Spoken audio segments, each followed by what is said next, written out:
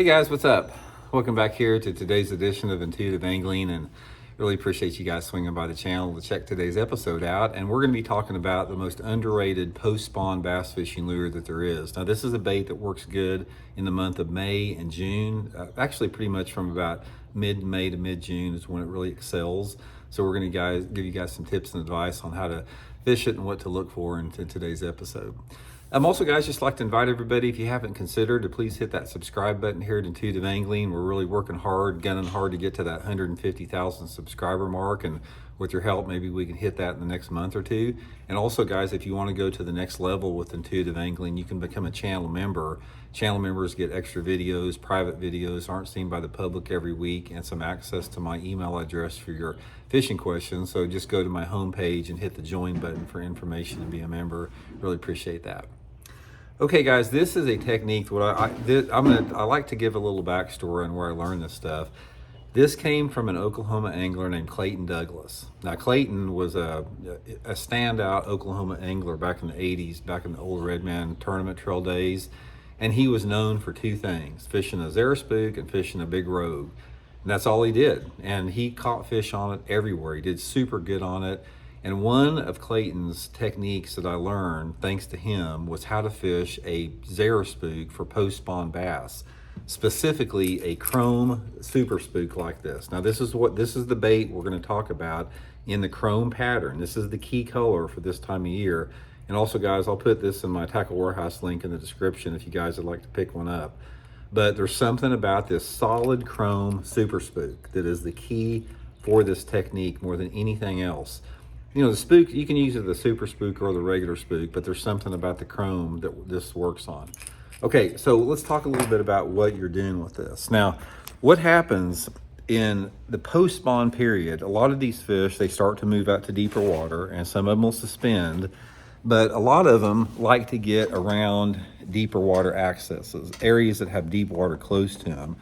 Therefore, the technique that Clayton mastered and the technique that I've used successfully everywhere I've went as a result of that is fishing bluffs and main lake points very deep with a super spook in any condition. It doesn't matter if it's windy out or cloudy, sunny, does not matter what the deal is. The mood and the personality of the fish during the post-spawn, there's something about that chrome spook, they'll bite it under any condition. So let's talk specifically about what you want to look for here. One of the things I remember, we were fishing, it was a Redman tournament down at Bull Shoals Lake one year. This was back in the 80s, and it was blowing like a mother. The wind was blowing like 25 or 30. And against these bluffs over there at Bull Shoals, you had like 2-foot waves coming in on them. Clayton Douglas won the tournament or finished second in that particular tournament, I can't remember, fishing a spook along those bluff banks in those waves, like the surfing the spook across the waves. And those big spotted bass and largemouth would come up and annihilate that thing, even in the waviest condition. And then, like a couple years later, Clayton almost won a Bassmaster Invitational down there.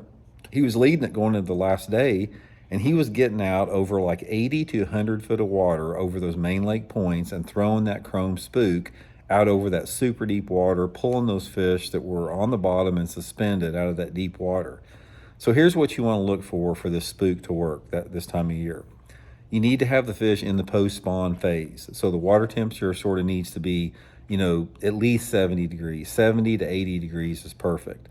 Then you've got to have clear water. This is a clear water technique. So if you don't have water visibility of over 3 feet, this is not going to work. But if you have a lake that has clear water, like water visibility over 4 or 5 foot clarity, and especially if you have a lake that has a mixed species of bass, like spotted bass, smallmouth, and largemouth, guys, this is freaking money this time of year. And you don't have to have a mixed species, but it helps a little bit.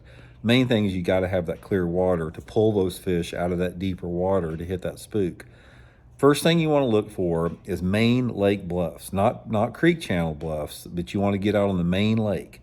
And it doesn't matter if it's a vertical wall bluff or if it's a stair-stepping bluff. Get on those bluffs and make long parallel casts down those bluffs, targeting that 5 to 20 foot range. So depending upon your water clarity. If your water clarity is closer to 3 foot visibility, target that 5 foot range on a parallel cast.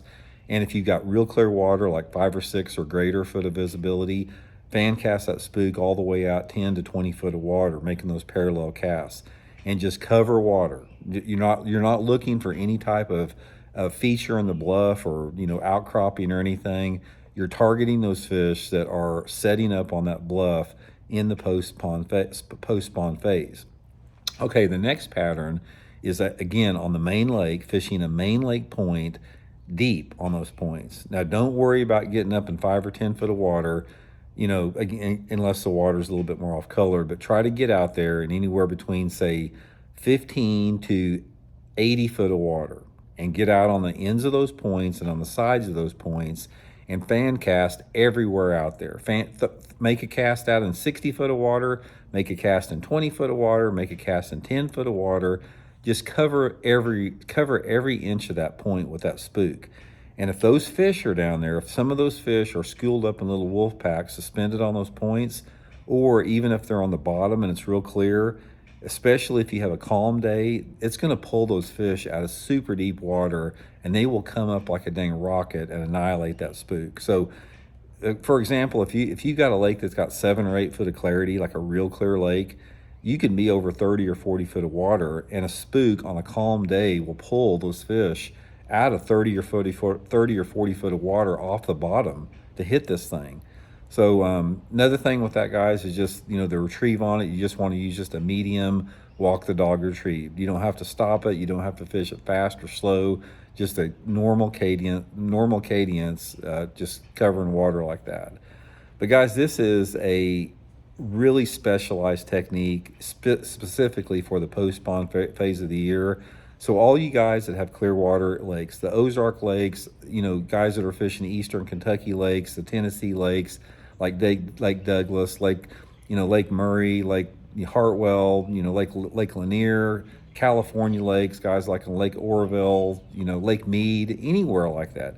Anywhere we have points and vertical wall structure, bluffs, and clear water, that chrome spook, guys, will catch them this time of year. Now, it sort of dies off after about mid-June, but another thing with that, it doesn't make any difference what the water level is. If the water level, I remember in one of those tournaments Clayton did good down at Bull Shoals, the water was like 20 foot high, and he was still fishing out over that deep stuff with that spook. So I just wanted to clue you in on that highly specialized technique, chrome spook during the post-spawn. Great way to catch them. So hope it helps you guys out. We'll talk later.